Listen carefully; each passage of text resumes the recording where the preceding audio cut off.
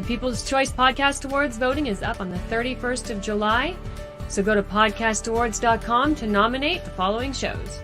Writers and Illustrators of the Future podcast in the categories of education and also storyteller drama.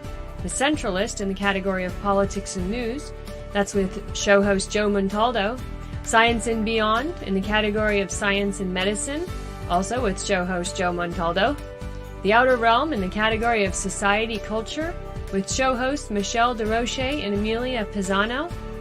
And the Pittsburgh Paranormal Chasing Prophecy in the category of religion and spirituality. There's another category that opened up for us recently, the People's Choice, so please select for this category as well. Go to podcastawards.com to vote for these 5 shows and any others you enjoy listening to. That's podcastawards.com. And remember, voting ends July 31st, so go ahead and get your votes in.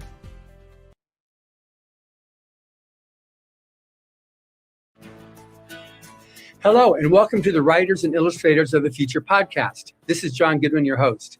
This podcast is dedicated to inspiring writer and artists, and will provide inspiration and tips from top professionals in the field. If you've been listening to this podcast or are new to it, I thank you very much.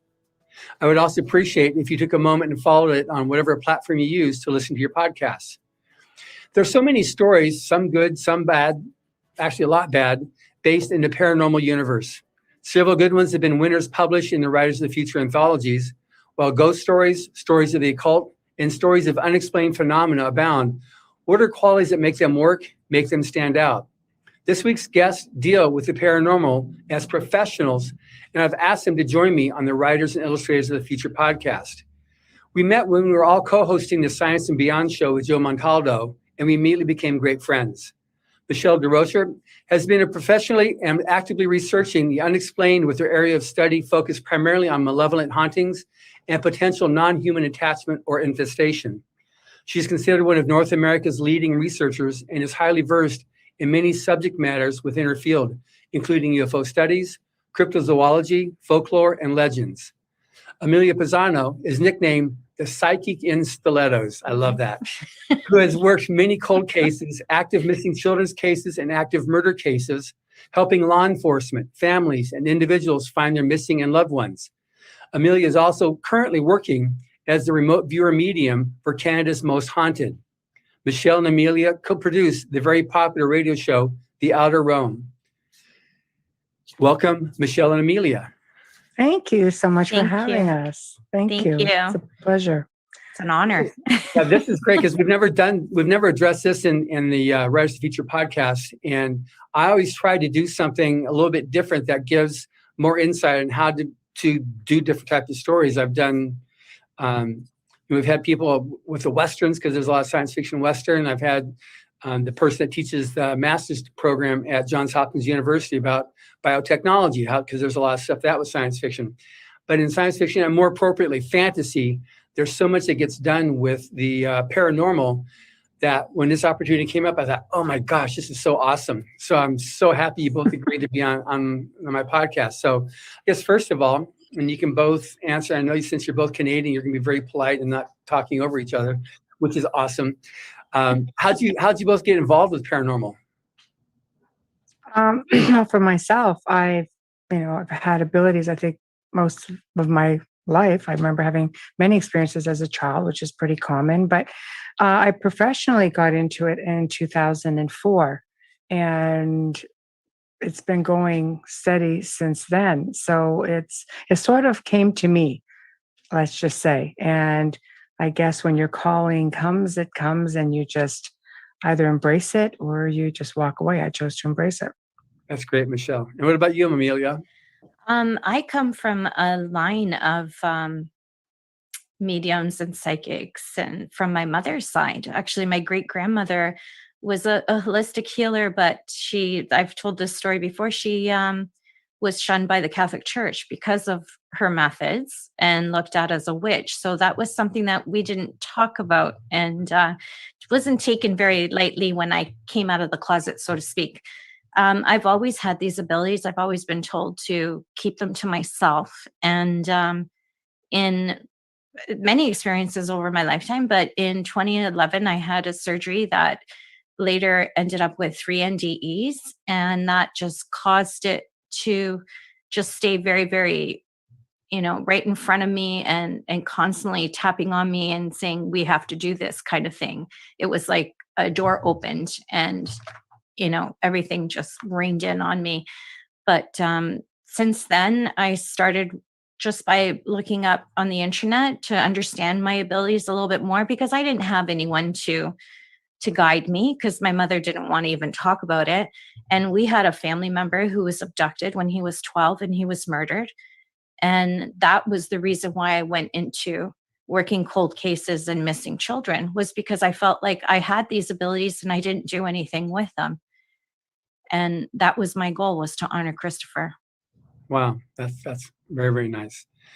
So on the, I guess what we're doing here on this is, because the people listening to this are aspiring writers and artists, there's books that do it right and books that don't do it right. And sometimes the books people more associate with the movies. So any books or movies that you found that deal with these subjects better than others, or movies if it's not the books? Either one? Michelle go first. I always let Michelle go first. See, we're so polite. We don't even know when we're supposed to talk. It's difficult for me because I've been doing film and television and radio, and been doing print for 18 years. So I've turned down as much as I've done. And I've got probably 4 pages of media credits to my name. And it comes to the point that this is an industry that's very difficult, because it is not easy to be credible in this field. Mm-hmm. When you're looking at television, there's a lot of, well, this is the platform that we want to use. This is how it has to be. Everybody sticks to it. All the TV shows stick to this one criteria, and nobody is afraid, or nobody wants to move from that criteria. Right. This is it. So you really have to look at what sells. I think the movie that inspired many people would have been The Exorcist, which many people don't realize was based on a true story. And it was of a young boy. So, and again, it's all theatrical, the head's spinning, things are going on, and just like, good grief, scared people to the point where they were throwing up in the aisles at the theater when it was first released. When realistically, the story, as horrific as it was, exorcism took place, I believe it was like something like over 8 weeks, where they would do it, like, let's say a couple of hours a day, do the rituals. And he stayed in the hospital wing. That was, Catholic church. And the priests were always there. And like, it's not what you see. But I think that movie got things started for a lot of people. And then came Amityville Horror. Yeah. The Exorcism of Emily Rose. Like, there was always something to just keep amplifying. For me, anyway. Yeah. And you, Amelia? Thank you. For me, I would have to say, because I didn't get into this side of the paranormal until I actually met Michelle, which was hilarious. If I could take a minute to tell that story, there was actually an auction to spend a night with her, and the money, not the night with her, but you know what I mean, like the evening with her. and the money that I bid went to the Central Ontario Animal Rescue. So it was for a really great cause. When I saw that, and it's funny, how everything is synchronized, right? You're meant to meet certain people like us, on Joe Montalvo's show with you and Emily. I wasn't going to be on the internet. For some reason, I opened up my Facebook and the newsfeed, and there it was. And I'm like, oh, I remember I watched her on TV all the time, and I just loved her. And I remember the first time I saw her on television, my daughter was little, and I was a stay-at-home mom. And I said, one day I'm going to meet her. I just know it, that mm-hmm. knowing inside. It's part of what I do. And lo and behold, I cut everybody off at the knees and got her for that night. We became friends. And a couple months later, she asked me to join Canada's Most Haunted, which is her company, and work with her. So I started working with Michelle. And before that, I couldn't even get through a demonology course without, wetting my pants, so to speak, because it was just so scary for me. But she's mentored me in this part of paranormal, and I've learned so much from her. I can't see not doing it because of the people that we help. But to answer your question for the film, it's really hard because we know a lot of people in this field who these films are based on. And when you know the real story and you're seeing the embellishment on the Hollywood end, it's really sad. But there's some films that, the like the Conjuring series regarding the Harrisville home, that they didn't even come close to what really happened, because it would have been they wouldn't have been able to give it an audience because it was just too much, too fearful. For me, the most, I would have to say, because I had this discussion with Bishop James Long, for me, the most accurate film and book would be The Rite, RITE, as in the Catholic Rite. All based on, it's a great film. It's a true story. It doesn't go far off from the real thing. They don't embellish it a lot. Sir Anthony Hopkins plays the priest that mentors him. And you see the reality of exorcism is not over in a couple of days. It goes on for years. So you see the real side of what's happening and how normal these people really look day to day. So for me, that's the most accurate, and they just really did it justice. And it's a great book as well. Oh, good. That's good to know, because I want people, because I know Hollywood's got a reputation of embellishing or just taking it and going, even when it gets into the final clips, they'll survey, see, okay, which gets you the most reaction, and then that stays in. If it doesn't, then it gets cut out, whether it has anything to do with the real story or not. So yeah, Exorcism of Emily Rose was pretty good, but a lot of embellishment because it became a story of a legal battle, because that was told on, the view of the priest and the defense attorney. It's a shame that it took away from her itself. Beautiful stigmata, and what she was here to do. Right. So on now, paranormal doesn't have to be horror, but like you mentioned, you've got Amityville Horror, there's Poltergeist, The Exorcist. They tend to push it in the direction of the either the macabre or something that's actually gruesome or is scary. But it doesn't have to be scary. I mean, The Sixth Sense was eerie, but to me, that wasn't a scary thing. It was just eerie, and it was interesting the way it ended. That little twist that, like, whoa, sort of like Fear, which we'll talk a bit later. It's just like you didn't see it coming. Maybe, but I definitely didn't. No. But there's the fact that so much of what is paranormal is pushed more in the horror side. Does that give it a bad rap, the whole subject matter of paranormal? I think so. The paranormal is a very wide range of things. For me, the movie that best describes it is the movie The Others with Nicole Kidman. Probably one of the best films ever made with respects to giving you just that little bit of suspense, but making you think.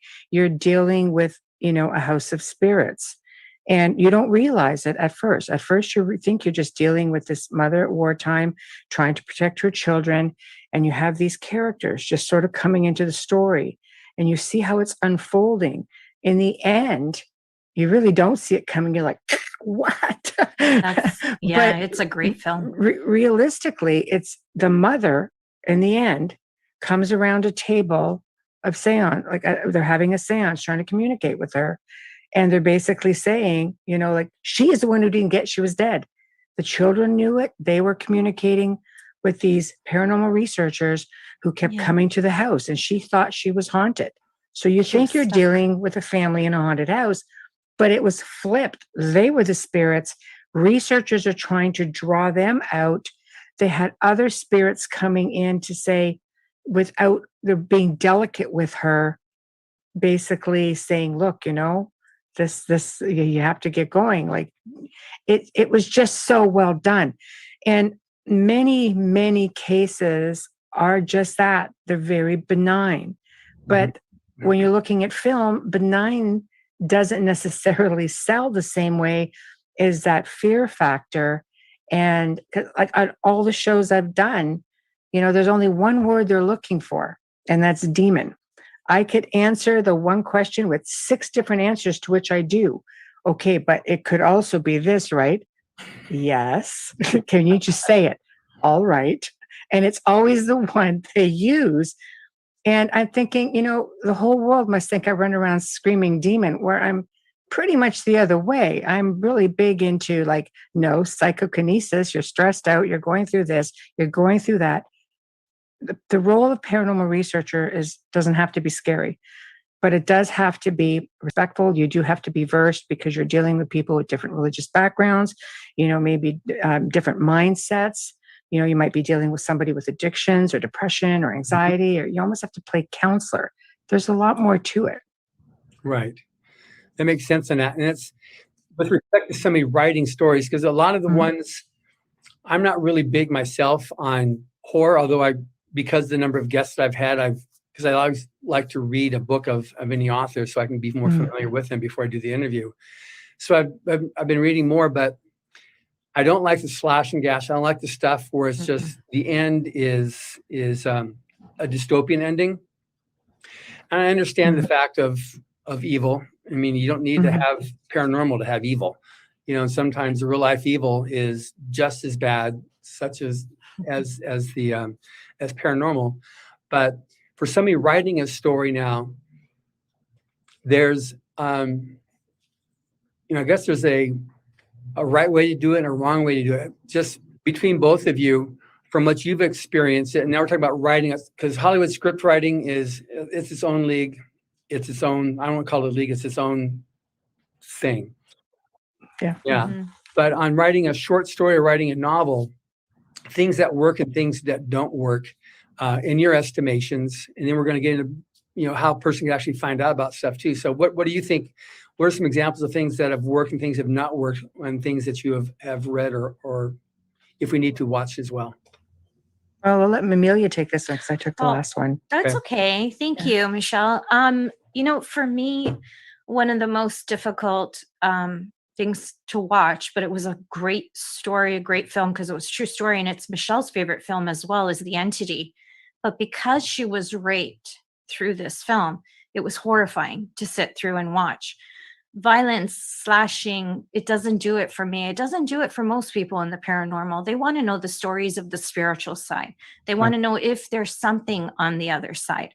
It's not necessarily what's coming at you, and slicing you up. Those slasher films are not paranormal. They're thrillers. They're violent. As an empath, I can't sit through them personally. I think an audience wants to believe that there is life after death, and that's what they're searching for. They want the spirit connection. That's why Sixth Sense did so well. They want to know that everybody wants to feel like they have some ability, some gift that gives them hope. It teaches them how to open up their third eye. That's what people want. They want to be able to see themselves in there, and they want to learn. For me anyways, I want to learn more about the spiritual world, and I want to understand more about different world religions as well, because it helps you understand the paranormal. And Michelle has taught me that, not everybody believes in demons. So how do you deal with a family that's being haunted or, tormented, but their faith doesn't believe in demonic? Then what? That's why you call Michelle. So, And history is important. You can't understand. Yeah. If I were writing a book, I would choose a location and I would delve into the history of that location, because it would give you an idea of why is it haunted? Who was there? Who could be haunting it? You have to have that for us in our field is how you set the stage. Yeah. What happened there? When we're researching an area, the first thing we want to do is learn about the history of that area. You want to look at the geographics of it. You want to look like, is this house, for example, built on loads of quartz or limestone or anything that could amplify EMF? You have to understand the basic science of some of this. There really is more to it than that. But again, yes, religious backgrounds, everything. You're dealing with the people. What matter the most when you're researching, if you're looking to help a family, is the people and what they're all about, as well as who the spirits could be. You just don't go in like a cowboy shooting up the place. You got to get an understanding of it. Yeah. But the best way to always start is the location and what could make that location so significant. Maybe it's not the house that's haunted. Now you made a comment. You used the term EMF for people that aren't familiar with that. Electromagnetic field, which can be caused by, the circuit board in the house, or the panel, the electrical panel, hydro wires. There's a lot more to it. Oh, yeah. So, Waterfalls. and that's what's part of the equipment that you bring in is, stuff that general contractors would use. It's not all, fanfare and blinky lights. And a lot of it is really, exactly. It's not like that. Proton pack and let's go, Eugene Levy in my backpack and, there's your EMF meter. And that's what electricians use. That's one. And that's the K2 meter. If you live by an airport, you're going to have tons of EMF because the planes, that's how they ground them. You do have to know a lot about that. And I think that writers should stick to the true story. Don't embellish it. The true story is often scary enough, and be compassionate if you're dealing with a family. But if it's a start of fiction, just bear all that in mind. But it's all about location, history. Maybe it's not the house that's haunted. Maybe it's the person. Maybe it's the land. Like lots of different things to factor in. Like my house. I live on land that, the War of 1812 was fought, and the headquarters is maybe 2 kilometers away from my home. So it's very active. I should believe that when I moved here, because we built the house, I'm like, oh, it can't be haunted. Oh, yes, it can. But kind of like Poltergeist, they built the house on Indian burial ground. That's another series that didn't do the whole Poltergeist thing justice for me anyways. Yeah. Well, that's interesting, because part of preparing for this thing, I went through a book. I didn't read it, but I went through a lot of it. Mysteries of the World, Unexplained Wonders and Mysterious Phenomena by Herbert Gensme and Ulrich Hillenbrand. I don't know if you're familiar with that, but it covered a lot of really fascinating subjects. And it has a whole section on cryptozoology and, the nanospirals, which, that's been discussed a lot in terms of, is that proof of earlier life visiting Earth? And then the pyramids, Stonehenge. There's lots of different things that it gets into. And I think it's very fascinating. And with the rush of science for the last couple hundred years, trying to explain it away and justify it in things because they don't know anything else, they try to keep it with what I can see and touch and feel right now. That's the only thing I can explain it. I think it makes it very open to a lot of interpretation. So do you get into that aspect as well with what you do and getting into I know, Michelle, it says on your in your bio, it says you're called upon the media for paranormal consultations. You have a waiting load of 1.5 years. What does that mean? 1.5 years to talk to you? How's that work? Yes, dang it. No. No. Well, I consult on a lot of, I have for years on TV shows, because they basically want to know, okay, so I've worked on some from start to finish. How do you, get the concept? How do you bring the concept through? I know just in 2019 alone, I literally, just with the cases that I had accumulated, I filled 3 TV series for that whole season, for that 1 year. Like, that's just how many people, will come and will want to talk about it. But I think when it comes to, communicating with me, it's a little bit better now because everything's done remotely. Amelia and I can tackle things. We prioritize children first. If children or animals are being tormented, the elderly. So in other words, if you're playing with the Ouija board and you're inviting something in, or any form of communication, well, you might have to get bumped to the back of the bus until the people who didn't go asking for it, don't have to wait. That's really how it works. Yeah. Not that we don't get to it. At the time, for me to go in person, and it would still be the same. If I had to go in person, you're going to wait. So yeah, you would be waiting at least 1.5 years, because, I'm not world traveling at the moment, and have no plans to do so anytime soon. But again, it's not just saying, okay, here's the case, bam, we're doing it.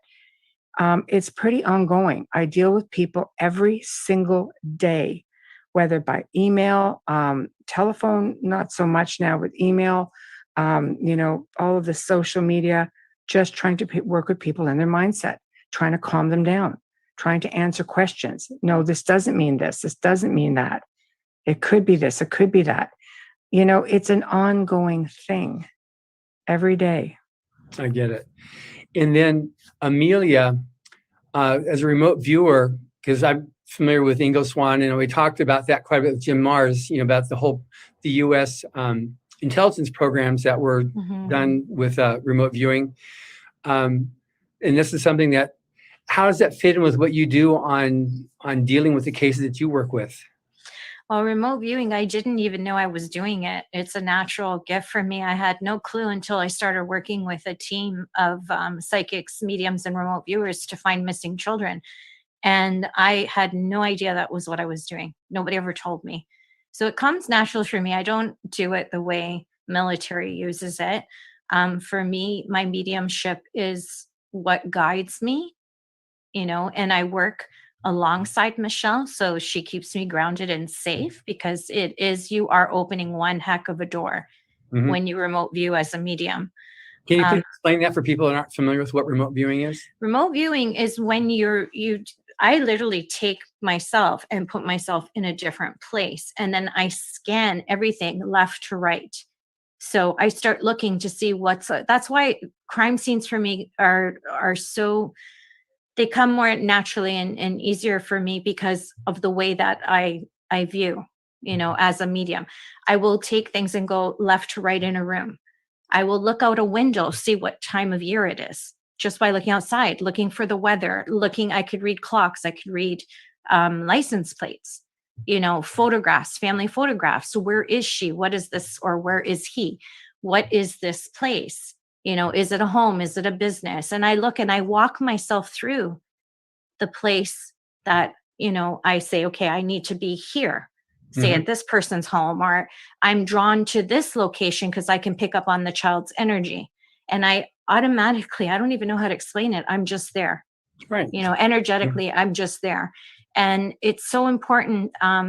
Evidential mediumship means exactly that. Evidentially, you're picking up minute details that to law enforcement or to Michelle will piece together the story. You're just a part of the puzzle. You're giving the pieces, and then someone else puts it together, whether it's detectives or Michelle, because I don't have anything to do with the families on either part, whether it's missing children or malevolent hauntings. I just work from behind the scenes.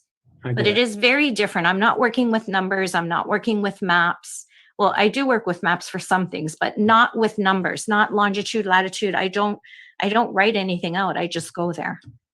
I get it. So what's been like some of your most interesting cases? Without naming names. Yeah. Because of the NDAs signed. That's expected that would be. Yes. The big cases with the younger children, it amazes me at how much money has influence on law and justice. That's something that I saw very clearly. It's sad. It's heartbreaking. It's sometimes you have to take a break from it because it's so hard. But the cases, I'm amazed at how easily children come to me and speak to me and tell me what's happened. I still can't get over that connection. And sometimes I don't have the connection and someone else does. And I think what's most important is you have to know and step back, because it has to be what's best for the victim and the family. Right. You can't have ego here on either side of this. You cannot have ego.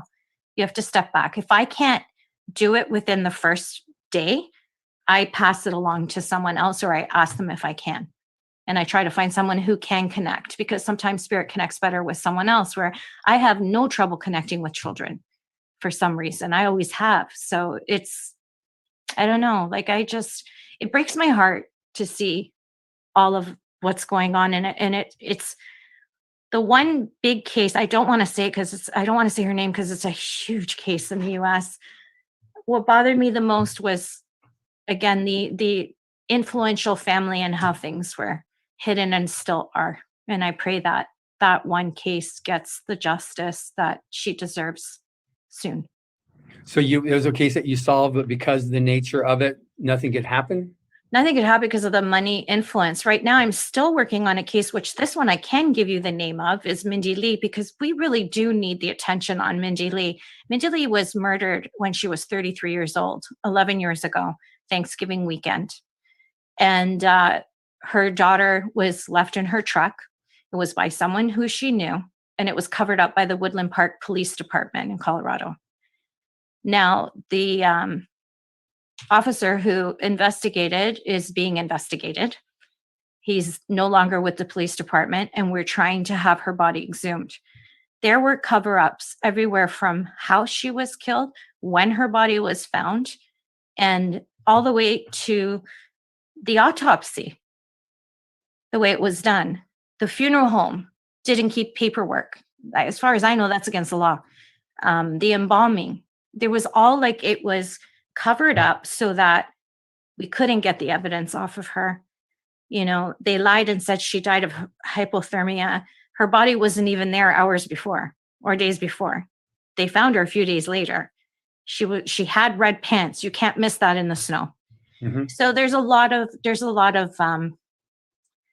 corruption in that case, and we're working really hard to have her body exhumed. And I've become friends with her mom, Vicki White, who is boots on the ground for any child that goes missing. And she's raising her beautiful granddaughters and has her first great grandchild, which wow. Mindy would have been a grandma right now. So yeah, it's heartwarming that she took, I'm so impressed by Vicki because she took this tragedy and turned her energy and her focus around to help others. That's what impresses me most. Yeah. So now, which is amazing, and that's a good story. Now, for someone who's a writer who wants to be able to like address this area, like I said, of paranormal, how do they go about getting it correct? Because sometimes you can sit down, well, this is how they did it in this movie, and this is how they did it in this my favorite TV show, and they're going to go off in some weird tangent, which may or may not touch upon the reality of it. How could a person actually properly research it to get it right? Do you want that one, Michelle? I would say, they have to decide on where, for example, they want to set their story. I think one of the most, I've had some phenomenal cases through the years, mind-blowing, really. But I think one of the most memorable, fun places for me is Hoia Baciu Forest, which is the most haunted forest in the world in Romania.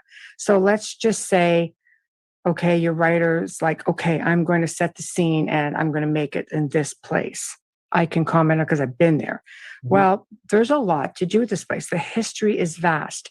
Not only can you find most of the information online, but you can speak to the locals. The locals near this area are very, very open to talking about it. Some of them will warn you, oh, don't go up in there. Others will be just like, oh yeah, you'll be fine, but people in that area, catch UFOs, for example, over the top of the mountain all the time. If you go in there, the trees are all bent out of shape and it's insane. There's no animals, like at least not near this circle has all the commotion. There's a bit of a droning or humming sound in the background. You don't see anything in the vicinity of the circle. No squirrels, no birds. You'll see insects. Nothing really grows in the circle aside from grass or weeds, but there are no trees there. And it's perfectly round. It's said to be Romania's Bermuda Triangle. So there's a lot in history as to why it was named the Hoia Baciu Forest, due to the shepherd and his 100 sheep that went missing. 16,000 years ago, there were people who lived up there. You really have to dig. The history will set the stage for the story, because you can take your character and easily drop it into this place with a multitude of different scenarios. Yeah. So this is an example. Yeah. No, that's good. So that actually helps a lot, because I know that people are always asking, okay, what about, how do I do this? How do I do that? And a lot of people come to the forum as well for Rise of the Future for advice. And this is going to be something that nobody's got this type of expertise to be able to lend to aspiring writers. Now, I'd asked Amelia, but now I'll ask you, what's been your most interesting, or some of your most interesting cases? Well, I could probably think of two right off the bat. One was in a place in the western part of the province, and the location was an old Edwardian 3-story house. And it was just infested with things. It went on. The original family had so much trauma there, which led us to think, no, this is very land-based. All the members of the family, for most part, either was met in death. They lost like 3 of their children. 2 was a crib death. 2 was they'd been pushed down the stairs. There was a widow's walk there to which the wife had been pushed off. The husband was allegedly found hanging. Like, it's crazy things. And I would go to investigate it because we had filmed there. The first day we went to film there was for ET Canada at the time. And it was like noon during the day. There's a big thing right there, writers. If you're haunted, you're haunted. It's 24/7. It doesn't have to be at night. That's a big one. Yeah. A lot of researchers are like, why is it always just at night? And so you can see the flashy lights a little bit better. It sets the tone. Yeah, good for effects. But we walked in there. There was no power on. She goes, do you want us to, it was winterized for the winter, big mansion. I said, no, just leave the power off. It's not a big deal. We'll manage. I don't care about the heat. It was just testing the theory that when it's colder and drier, it's just a little easier for things to manifest. And it really was. So they had a power system in there that was for, stereo, because it worked as a restaurant at one point. Everything was unplugged. Everything was winterized. And we got there, and all of a sudden, all the music in the place went on. And the homeowner looked at me holding the plug and went, and I mean, this is like noon. I'm like, okay, that's interesting. I had to watch him break into the one side of the house where this whole giant stereo system was, and this big cabinet. We walked up, like I always do what I call a walkabout, check the place out first. And then when we went up there with the ET crew, one being the bathroom, which was perfectly normal a half hour before, had water all over it, the walls, the ceilings. She goes, the water's turned off because the house is winterized. And I'm like, all right. And the thing that got me is, my sister came along to help on that investigation, because she's like, oh yeah, ET, I want to do ET. I'm like, all right, whatever. Here, just hold this and stand there. Make it look like you know what you're doing. But what was interesting is I was in another room being interviewed separately. And when I came back, we had a camera guy there. They had a bunch of, their people standing there. They were staring at a giant flat screen TV that was unplugged, and an entity, which best would be described as this little golem type thing, who's all hunched over, this little reptilian looking dude. And he crouched through, he came across the screen, stopped like this and went and looked at everybody. And everybody, I walked into a room with people going, and I'm like, what'd I miss? And they're like, this thing happened. And that was it. And all of the equipment had gone down. Nobody captured it, but there were 7 people in there who saw the incident. Wow. Things would follow me home from there. The house used to call me. Oof. I've probably got like 100 hours of stuff just from this house. You could pick up the phone, and I'm hearing all this growling on the end of the phone. It's like, all right. So I think that's probably the most memorable. I should say so. I was probably the only one having a good time, though. I don't think anybody else was. The worst feeling is the first time you hear one of them call your name. Yes, that's hard. That is the worst feeling. That's hard. And you never forget that first time. You honestly don't forget it. So how's that going then? Clarify that, please. Where you'll hear a demonic call your name, whether it's an investigation or whatever. If you even on the phone, or we've done sessions together, that you'll just hear in a growly voice them call your name. I've got a lot of recordings of that. My Wow. name has been tossed around quite a few times. And the first time, it does. It puts a Oh, sinking it's feeling in your stomach. The house I was just talking about, she was on the phone with me one day and she goes, I just have to go drop this letter in the post. The postman's coming up the walk. I said, okay. I heard her put the phone down. Then I heard all the dogs go crazy and I heard her go down the stairs. So I knew there was no one else in the house. Something picked up the phone, started this raspy, growly like this. I'm going, I had never heard anything come through the phone before that. Even though I've been at this a few years at this point, I never heard anything like it. And basically said my name, called me a couple of unmentionable for radio names. I was so mortified. The best I could come up with was like, yeah, potty mouth. That's the best I could freaking do. It was potty mouth. Seriously. you After that, I'm like, that's the child with best that, I can right? do in this moment of, yeah, that changed as we went along, but it was Yeah, just like, all right, very that's how it's much. going to be. Yeah. Yeah, it was great. Well, not one of my finer moments. Oh my gosh. It's not, yeah. No one wants that first time with that. No Yeah. one wants that. No. It's chilling. I know for me, it was during a session and my name came out loud and clear and very, it just terrified me. And I had to drive home from Michelle's house, which is just under an hour away. And it was well after midnight. I was just freaking. I'm like, this is a haunted house too. this Yeah, is and her home is haunted, which I'm comfortable in your home though. But this, I was so concerned, even though I trust Michelle with my life, hearing that the first time, I was so concerned about whether or not I would make it home safe or if it would, there's times where they've, these malevolent entities have been known to cause car accidents and deaths after interacting with you. So that was a big fear for me. Another time we did an investigation just up the street from my house and I'm texting Michelle and calling her saying, there's something in the garage with me. I can't go in my house because this thing came home with me. And all the way home was trying to distract me while I was driving. And thankfully it was only 15 minutes. But when I got home, I knew better than to come into the house to bring this to my family. Right. They do come in. They do follow. They will. They attach themselves.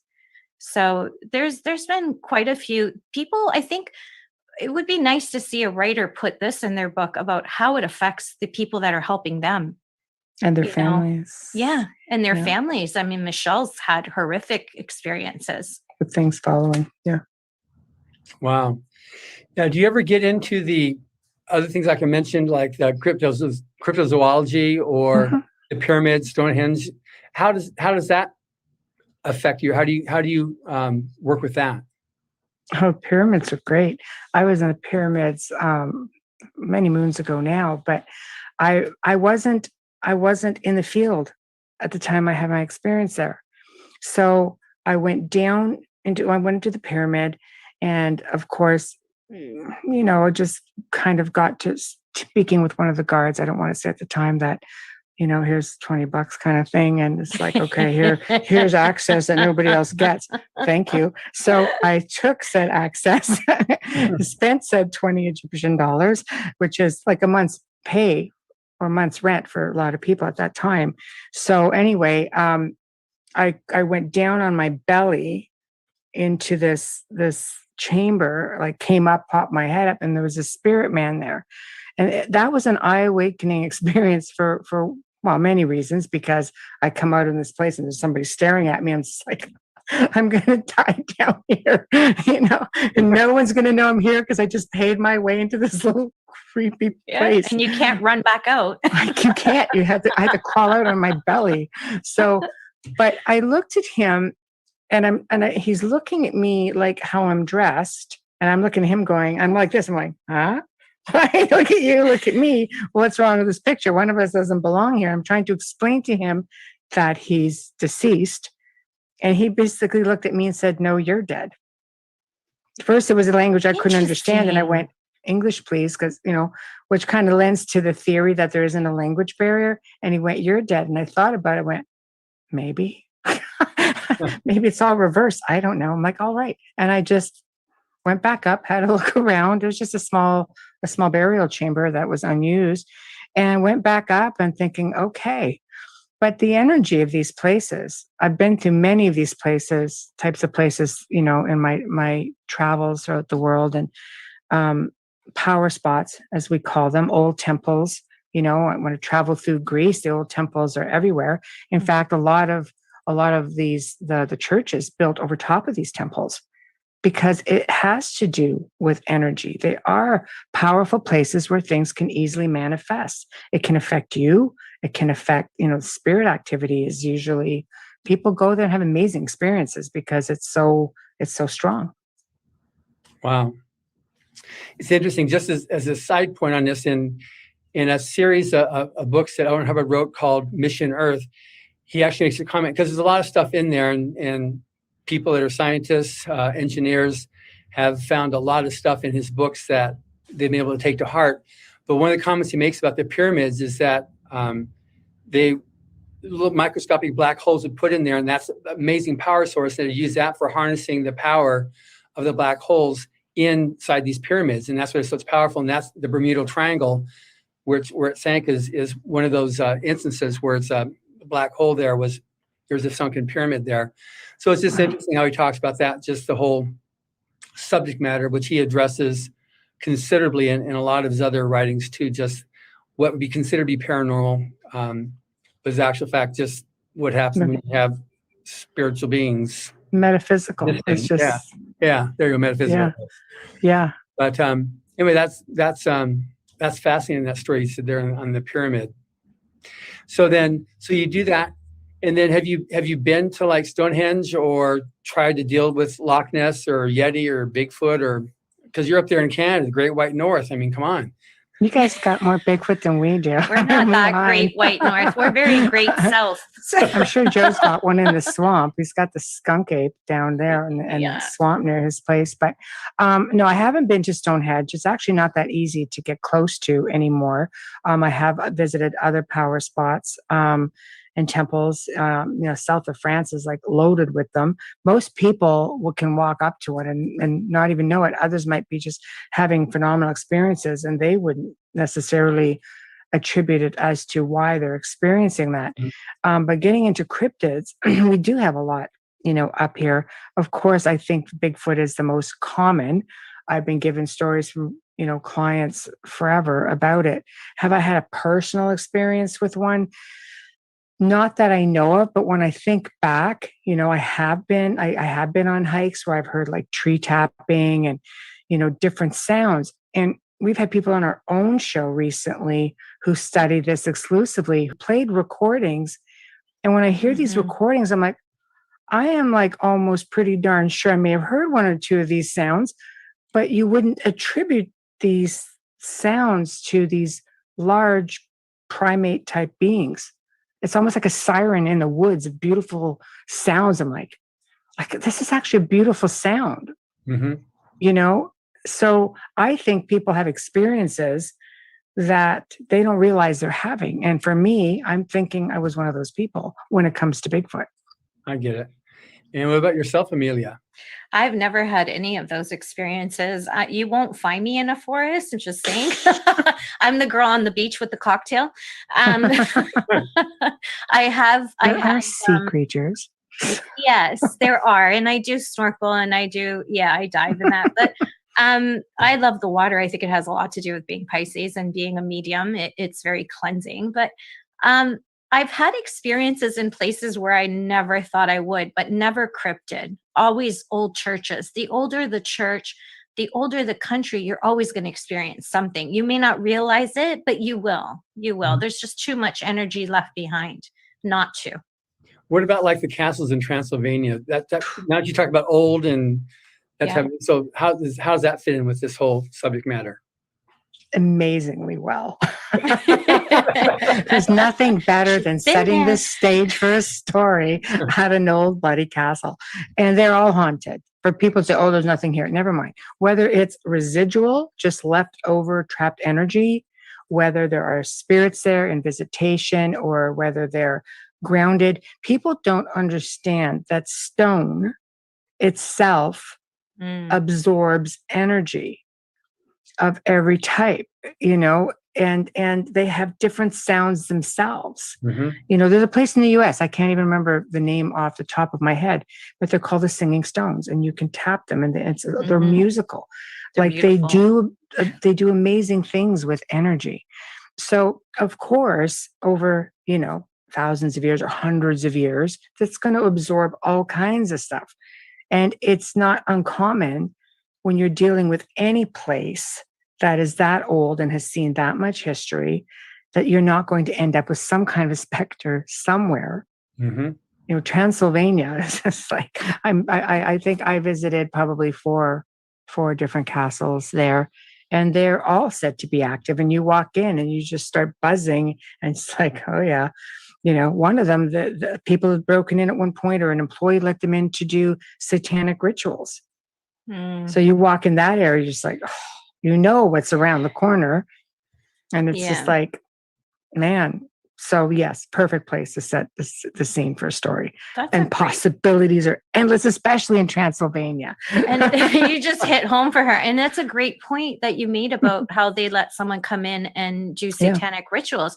You don't realize how much energy is left behind just by tourists. The fear that's created when they go through, they leave that imprint. So it just keeps feeding and feeding and going and going. So the more you visit these places, the more active they're going to be, but not necessarily from the former residents. Could just be energy that was left behind. Exactly. That's also a good point. So these are castles with, hundreds, if not thousands of years of energy and war and deceit, and, people who could afford to live in here. Mm-hmm. And these places have stories to tell, and they're usually back in those days, not necessarily kind. They're always under siege or trying to be under siege.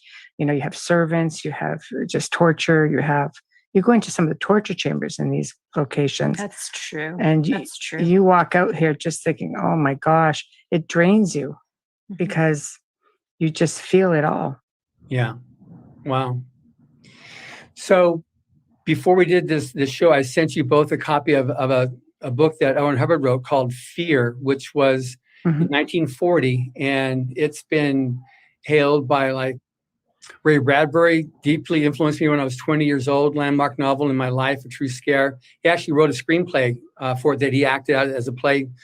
Stephen King called this one of the really, really good ones.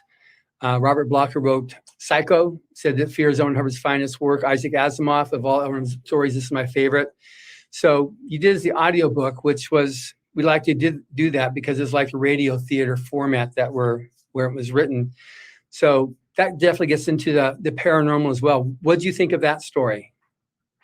It's not what I thought. Let me tell you, I'm like, yep, it had all the characteristics of what I would have deemed to fall under different categories of the paranormal. Then the missing time, I thought, okay, maybe, abduction, maybe he's just delusional because he's got malaria. Maybe he's, it fit in so many different places. I don't want to ruin the ending because Amelia hasn't made it that far. But when I got the ending, it's like, I did not see that coming. So it was like, that's the best though. That's just impressive. Block out and wow, everything else came to that point. It was. Yeah, if Michelle didn't see it coming, that is really impressive. Because it's covering stuff that we deal with, right? So yeah. Well done, sir. That was a good one. Yeah, it's a really, really good story, and it still holds too. Even on surveys, it still stays as one of the top 10 psychological thrillers of all time. Oh yeah, yeah, it's a classic. It was good. I just after going through that, I'm thinking, I just need to get in this guy's head. I wish he was just still around so I could just because I can't even imagine now. In this, he wrote based on what was going on in his day and age. Yeah. This day and age, you've got people in the field who have discovered a whole lot of things. Even science talks about how it's figured out human essence and how it moves on after death. That, like, I can't even imagine, looking at the equipment and looking at all the shows out there, what he could produce, knowing everything that is in this time and place. Yeah. No, yeah, it's definitely definitely amazing. So I'm glad I'm glad you liked it. Oh, very much. Yeah, it threw me for a good one. I'm like, I should have had wine with that part. Yeah. But it was really well done. It was I really heard the well word done. demonology and I went, wait, what? I'm like, I know. I didn't hear that word until, book? I didn't hear the word demonology till 2013. I'm like, Yeah. what? This Yeah. is 1940s. It's Right? like, that was a thing back then. See, we learned Yeah. something new too. Yes. Yeah. It was definitely a great story. Yes. So now on advice that you've been giving throughout this whole thing here, but we've got about 5 minutes left. Yes. So in terms of what you would like what would be your ideal paranormal story that you'd like to read, Amelia? For me, it would have to cover a little bit more than just what's happening inside when they cover these hauntings of a home, but what's happening to the investigators, what's happening to everyone outside of there. And to reiterate what Michelle said, the history of the property, get more in depth with the story other than just the occurrences. That would be prime for me, and stay away from the slashing, honestly. And if it didn't happen, don't add it. The CGIs are just ridiculous nowadays. Yeah. And what about yourself, Michelle? Aside from what Amelia has mentioned, which is really big for me because I am one of those researchers who have had things follow me home and affect those around me. I like to see, I'd like to see the humanity brought into it a little bit.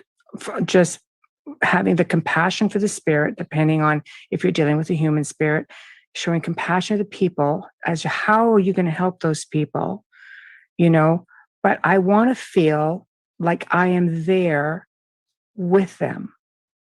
I want it descriptive enough to the point where not everything is left to the imagination. I want to feel like I'm a part of that story. And of course, the wow factor at the end is always amazing, but I think what makes a really good writer is making the reader feel like they are part of that story, that they're at least in the scene, really getting an idea of what they're all experiencing. If that person is fearful of what's going on in the house, I want to feel that fear. I want to really be a part of the story. And some writers have an amazing knack for putting you there. Others are not so much. But for me, that's important. Good. Yeah, that's something I think is very key. The suspense factor versus the slash and gash. Yes. Is what made fear Absolutely. so trend-setting, because up to that point, it had been heavily slash and gash. And some people still do that. But he went to the psychological thriller side, which can be much more impinging than knowing that guy's going to come with a knife and just, you get your little, but it's the. But then it's done. It's done. Whereas when it's Then in your what? head there, it can percolate. Yes, exactly. What happens after it's done? Like I liked about fear was the fact that it started immediately. I mean, immediately. It wasn't this long drawn out. You're like, when are we going to get there? I don't have a whole day that's why when I messaged you, I said, yeah, right to it. And it went right to the end. I mean, it was pretty consistent, and you were feeling that suspense the whole way through. I thought it was really well done. I think that makes for an excellent book. Yeah. And the working title for that story was called Phantasmagoria when he was writing it. Wow. And then it got switched to Fear. He said that was a really hard one for him to write. It took a while to make it all fit. And he said it spent a couple of days doing it. And then when it actually went click, then he was able to just go boom, motor through it. Wow. I think other writers should just read it. If that's the field that they want to write in, that's the genre, they should just read his book. Yeah. Definitely good on that. So any last tip, or because this is a chance that you're going to have a lot of people listening to you right now on the subject of paranormal, writing paranormal, researching paranormal, anything that I've not asked that I should have, that I wanted to make sure I said blah? Amelia? Or Michelle, either one? Yeah, you go first. All I would say is that if you're writing about the paranormal, make sure that you don't speak to just one person. Make sure that you speak to different people who have different strengths in their fields of the paranormal, and whether it's studying the jinn or demonics, malevolent, or astral projecting, whatever, make sure that you talk to everyone, not just one researcher. Speak to people who actually do the work as well. Good. And Michelle? Say what you mean what you say, follow through. Don't make it about you and your alleged evidence. Make it about the people, the location, make it about even the spirits themselves. You get to walk away. They don't. Don't mess it up. They're entrusting themselves to you. So be diligent and govern yourself properly. Amen. That's my wow. info. Yes. We come across it a lot. That's why. Yeah. Yeah. a little passionate. Sorry. That definitely came across. I got that passion there. Well, this has been an amazing hour with you ladies. I so appreciate you taking some time on this, and I hope everybody else is going to appreciate everything you've had to say, because I think it's very, very important, especially for a writer that wants to be able to address this topic. Thank you. I'm always happy to talk to people. I've worked with other writers. Well, that's great. Well, and thank you for listening. Subscribe to the Writers and Illustrators of the Future podcast, wherever you get your podcasts. We've also been syndicated on the United Public Radio Network, where you can find these podcasts as well by just typing in Writers of the Future. Again, I highly recommend you read the Writers of the Future series. These are, after all, who our judges have selected as the best of the best new writers and artists. They can be found at writersofthefuture.com, at Amazon, or wherever you get your books. Writers and Illustrators of the Future are contests created by L. Ron Hubbard to provide a means for the aspiring writer and artist to be seen and acknowledged. It is free to enter and open to amateur short story writers and artists of science fiction or fantasy. Again, thank you very much, Michelle and Amelia. Thank you for having us. A pleasure.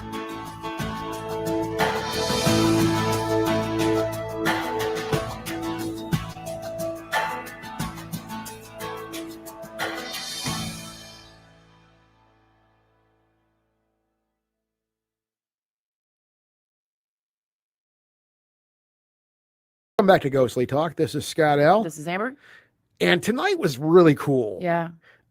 I feel like we got our fingernails dirty. We got our hands in the dirt. And I mean, we talk about so much cool stuff on this show. That's why we love to do it. And I actually got goosebumps one time, which doesn't happen a lot. You did. And that was something that Bro said. I was like, oh, that's crazy. What? But we got into things like channeling tonight, synchronicity. Yeah. Huge. ITC. It's all Ghostly Talk favorites. It's all these things that made me want to be a part of this community with or without Ghostly Talk. Yeah. And John and Bro are Ghostly Talk alumni. Yeah. And Bro Perkins and John Top. They've been on the show multiple times, and one time together, and that was in I keep looking at my notes like okay.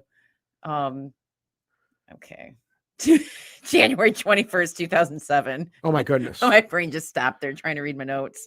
Anyway, you just couldn't read. So I couldn't read because I stopped knowing how to read for a minute. The brain just said, I can't read now. I don't have this. You're going to have to figure this out somehow. You're going to have to write your own language. And I can't do the maths of how long ago that was. Well, 2021 minus 14 and a half years ago, roughly. Maths. For the maths. No, yeah, 14 and a half years ago we had them. Yeah, so again, Ghostly Talk alumni, fantastic. Yeah. And it was really great to have them on here. Now, the two of them over several years here, obviously, finished a book together. Yeah. What was the name of that book, Amber? Well, I have a bio here, and I'll read it. Okay, then. The two of them have written the book, Connection, The Discovery of a Soul System, and it tells the true story of two men brought together through synchronicity who embark on a project to communicate with a mind from beyond our physical world. Connection follows Bro Perkins, a psychic medium who has appeared regularly in Canadian mainstream media, and paranormal experimenter John Top, as they forge a bond and open the door to a new endeavor in mediumistic contact. Through these encounters, the reader is given access to extraordinary insights from a non-physical entity on the nature of evolution, relationships, and the spirit realm, as well as sketches of a future for humanity as a space-traveling race. As the relationship develops, the voice speaking through Perkins and in dialogue with Top reveals an identity connecting it to the ancient history of our world. And perfect timing, seeing Jeff Bezos today just went to space and came back from space, as did, I think, Richard Branson recently. I mean, it's not space. It's like the outer areas, but they still got to look down on the planet. Yay for you. Hey, you got to have people with money to like get us somewhere. So if they One- want to, if Jeff one Bezos small wants to be the step- first person to Yeah. go sit there and go on their experimental craft, let him. One small step for Amazon. One big step for there was mankind. some news jokes that was like same day trip to space. Enjoy our conversation with Bro Perkins and John Top.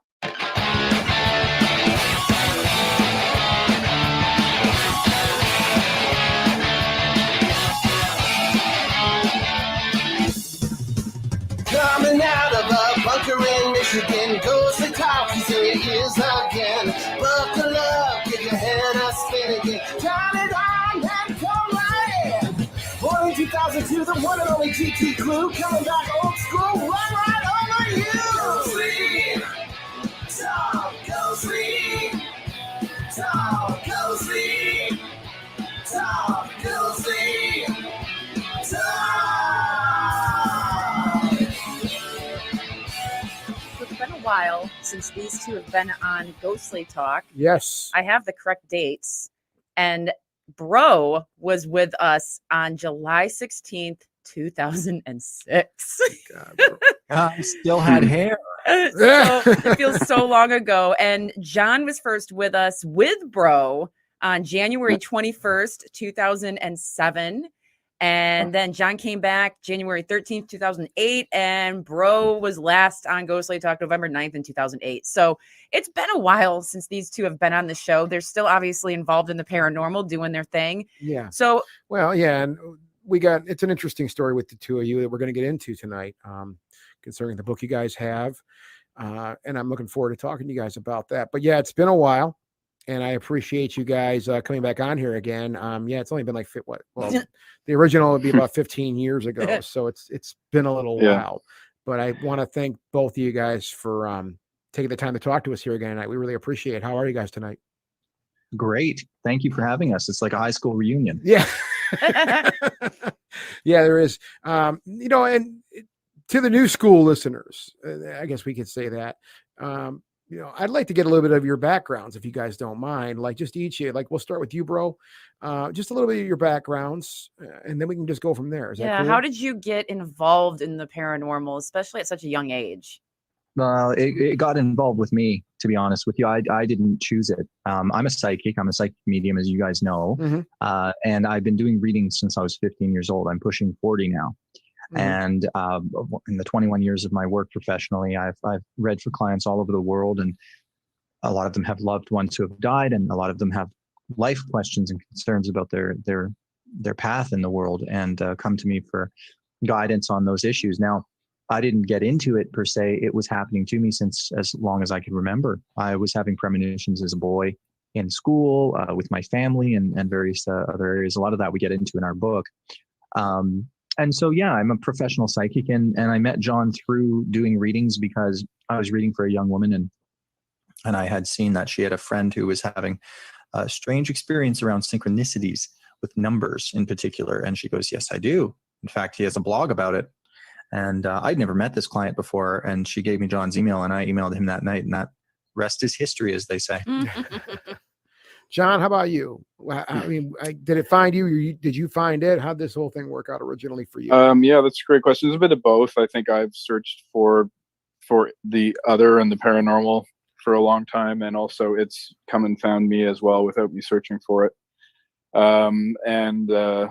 Yeah, I think I've always just privately explored these areas, whereas with Bro, it sort of took over his whole life, and his whole profession has been around that. Whereas me, I've led more of a kind of 9-to-5 job, and I have, kids, and it's sort of, this has always been in the background of my life up until basically now that we've published this book, essentially. And of course, when I went on Ghostly Talk those times before too. But yeah, for me, it's sort of been exploring areas of, synchronicity, dream precognition, and, prophetic dreams and things like that. And then of course, EVP and instrumental transcommunication, which I got into after meeting Bro. So that was a huge thing I did for a few years. So there's been all these different intersections with paranormal, and Bro has of course been a huge part of that with me. Now, the book the book Connection, the discovery of a soul system That's the name of the book, obviously. I hate to ask this question. I mean, I guess what's it about roughly? I know we want people to buy the book, right? But I'm just curious if you guys could give us a little idea. I mean, of maybe necessarily what it's all about, but how it came about would be a really interesting thing to hear about. I always like to hear that. Yeah, the floor is yours, guys, on that. Sure. You want me to go, bro? Yeah, please. Sure. This really tells the story of how Bro and I met, which, as he kind of got into there, it happened in an unusual way. We met through, I was experiencing synchronicities. He was as well. And they were both around the same set of numbers, like 22, 222, and that sort of thing. Yeah. And so that led to, Bro reading this woman, Natasha, and she knew I was seeing these numbers, and he brought up the numbers without her mentioning anything. And that led to her saying, okay, I have this friend, John, and we met. And really the story, it tells our early lives, but also the story of how we met. And then, we had this feeling that there was purpose to our meeting. This was definitely not a random sort of thing that we were inventing. And so then from there, we developed our friendship and explored, EVP and all that sort of thing. And then years later, we had various events in our lives, altering our lives, often traumatic events in our lives, and ended up with us kind of 10 years after we met, spending time together, having a free summer. I was not working at the time. I had gone through a divorce. We had all this time to spend together, and it led to us embarking on this idea of channeling.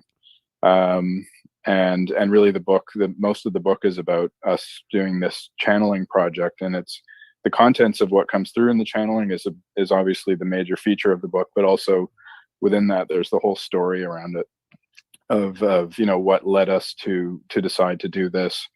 What was it like doing it? What were the circumstances in which you can channel? Mm-hmm. When did it not work? So we talk about about it not working as well as it working.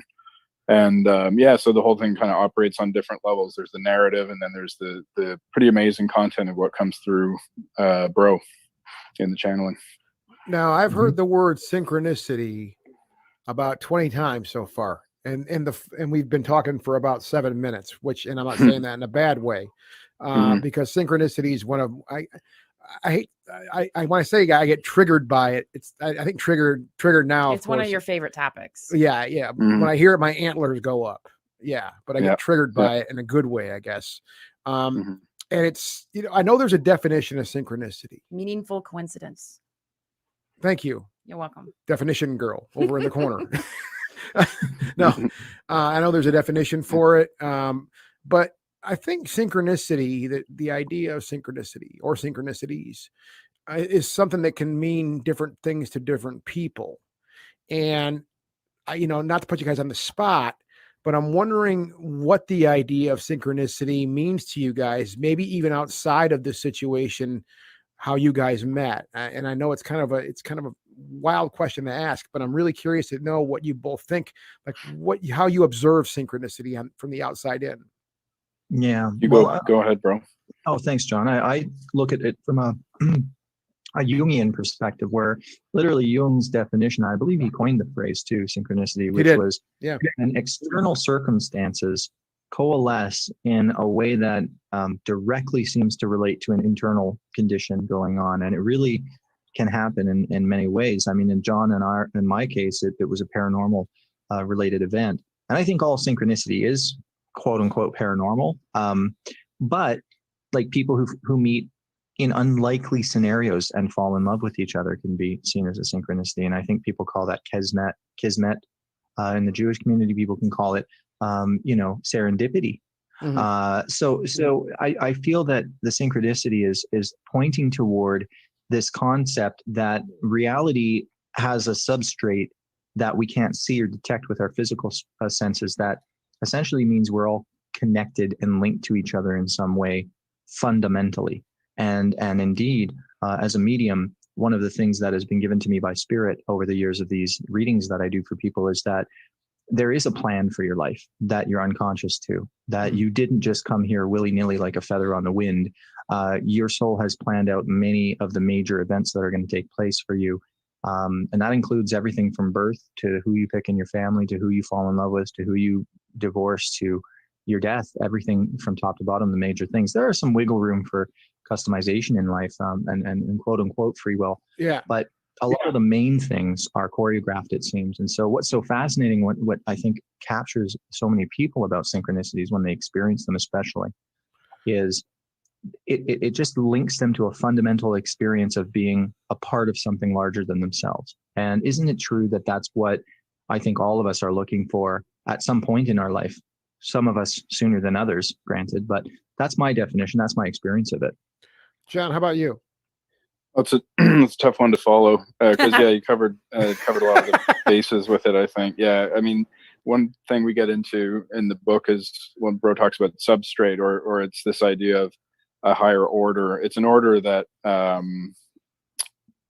revealing itself to us, sort of an order outside of our current perception of order. And so it really challenges you because